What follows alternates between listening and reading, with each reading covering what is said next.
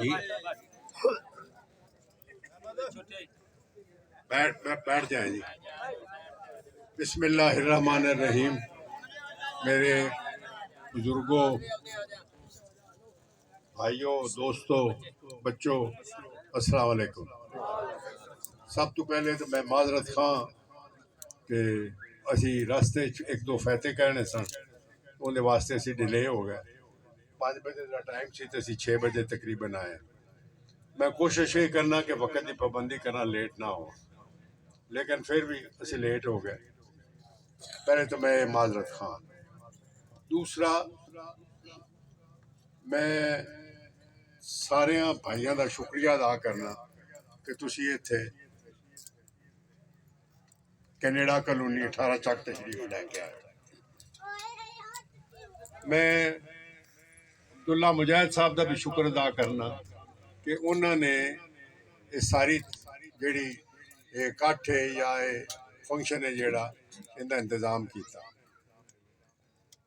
मेरे नाल राणा साहबान आए ने, मैं इन्हों का भी शुक्रिया अदा करना कि इन्होंने भी सवेर के मेरे नाल ही ने। जेडे नहीं आए उन्होंने भी शुक्रिया अदा करना।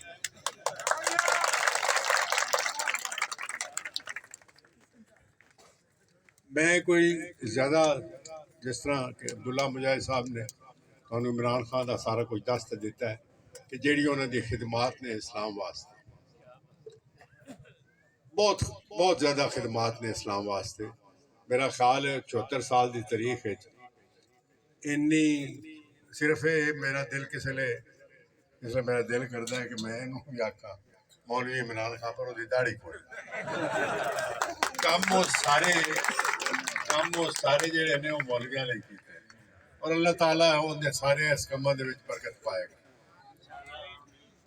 दूसरा ये कि ये जड़ा इलेक्शन है ना, मेरे दोस्तों ते भराओ ते बुजुर्गों ते बच्चों, ये इलेक्शन नहीं, ये दो सोचां दी लड़ाई है आपस में।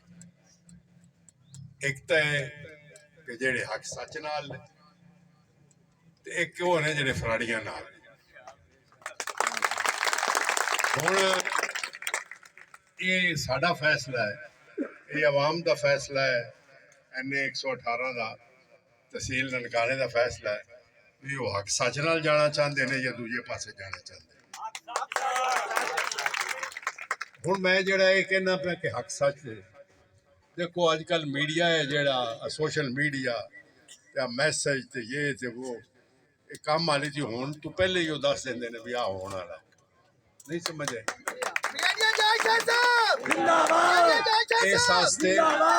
इस वास्ते तुहानू सारे पता है भी की हो रहा। अब मैनू हुण दसदे पए सन, मतलब ये कि पहलों एक बार इलेक्शन अनाउंस होए, मुड़ खत्म हो गया, मुड़ अनाउंस होए, फिर उन्हें साढ़े खत्म कर दिते। अज फिर अनाउंस हो गया कि ये इलेक्शन है जोड़ा 16 अक्तूबर को दोबारा होना। पहले 5 सितंबर को, हुण 16 अक्तूबर को, सो एक महीना रह गया। अज 14, 4 हफ्ते रह गए। दूसरी मैं तुहानू ये दसनी चाहना कि ननकाने के जेडे अवाम हो, ये देखो तारीखां लिखिया जांदियां। जेडे साडे बिरादरी के जेडे बुजुर्ग सन, उन्होंने कोई चंगा काम किया होवे ना तो वो तारीख च लिखा जाता। बंदे आउंदे ने, बंदे जाते ने। अल्लाह ताला ने सिस्टम बनाया, जेड़ा पैदा होया उस मरना भी है, उस जाना भी है। लेकिन दुनिया है जी आखिरत तक एक कायम रहनी और बंद गल्लां खड़ियां रहनियां, बिरादरी दी गल्लां खड़ियां रहनियां, बंदियां दी गल्लां खड़ियां रहनियां। ते मेरे बुजुर्गों ते भाइयों, ये भी गल खड़ी रहनी है कि ननकाने पहली तो बराबरली आखिरी बार एक वो जड़ा कि मुल्क का प्राइम मिनिस्टर है वो आके इत्थे इलेक्शन कर लड़े। शाम का वक्त है, इतने मैं कोई होर गल कर दी थी सोशल मीडिया से आ जाती। मेरा मतलब है कि मेरा ख्याल है हुण तक 20-30 प्राइम मिनिस्टर आए ने। तुसीं मैनूं दस दो कि कोई प्राइम मिनिस्टर ननकाने आया कभी? कोई प्राइम मिनिस्टर ननकाने नहीं आया। अच्छा, इमरान खान 2 बारी आया, 2 बारी एज ए प्राइम मिनिस्टर आया। एक बारी आया तो बाबा गुरु नानक फॉरेस्ट दे गया, दूजी बारी आया तो बाबा गुरु नानक यूनिवर्सिटी बना दी। ਤੀਜੀ ਵਾਰੀ ਵੀ ਆਇਆ ਸੀ ਜਿਸ ਵੇਲੇ ਉਹਨੇ 2015 ਚ ਉੱਥੇ ਨਨਕਾਣੇ ਜਲਸਾ ਕੀਤਾ ਸੀ। ਹੁਣ ਵੀ ਇਨਸ਼ਾਅੱਲਾ ਤਾਲਾ 19 ਅਕਤੂਬਰ ਤੋਂ ਪਹਿਲੇ ਆਏਗਾ ਔਰ ਉਹ ਨਨਕਾਣਾ ਜਲਸਾ ਕਰੇਗਾ। तो मैं सिर्फ ਤੁਹਾਨੂੰ ਇਹ ਦੱਸਣਾ ਚਾਹਨਾ ਕਿ ਇਹ ਦੋ ਸੋਚਾਂ ਦਾ ਇਲੈਕਸ਼ਨ। ਮੈਂ ਕੱਲ ਸੀਐਮ ਸਾਹਿਬ ਨੂੰ ਮਿਲਿਆ ਤੇ ਮੈਂ ਉੱਥੇ ਕੋਈ ਐਸਾ ਬੰਦਾ ਨਹੀਂ ਸੀ ਜਿਹੜਾ ਕੰਸਰਨ ਸੀ, ਚੇਅਰਮੈਨ PNW ਤੇ ਫਲਾਣਾ ਦੇ ਕਾਰਨ ਮੈਂ ਉਹਨਾਂ ਨੂੰ ਹੱਥ ਜੋੜੇ। ਮੈਂ ਕਿਹਾ ਯਾਰ ਆ ਜਿਹੜੀ ਮੇਰੀ ਇੰਡਸਟਰੀਅਲ ਸਟੇਟ ਹੈ ਜਿਹੜੀ ਮੈਂ ਮਨਜ਼ੂਰ ਕਰਾਈ ਹੈ, ਖੁਦਾ ਦਾ ਵਾਸਤਾ ਜੇ ਇਹਨੂੰ ਪਾਸ ਕਰਾ ਦਿਓ। 1150 ਏਕੜ ਦੇ ਉੱਤੇ ਉਹ ਇੰਡਸਟਰੀਅਲ ਸਟੇਟ ਬਣਨੀ ਹੈ ਤੇ ਪੜਿਆ 5000 ਯੂਨਿਟ ਉਹਦੇ ਚ ਇੰਡਸਟਰੀ ਦੇ ਲੱਗਣੇ ਨੇ ਔਰ ਕਮ ਸੇ ਕਮ 50000 ਨੌਕਰੀ ਜਿਹੜੀ ਨਨਕਾਣੇ ਦੇ ਬੰਦਿਆਂ ਨੂੰ ਲੈ ਗਈ।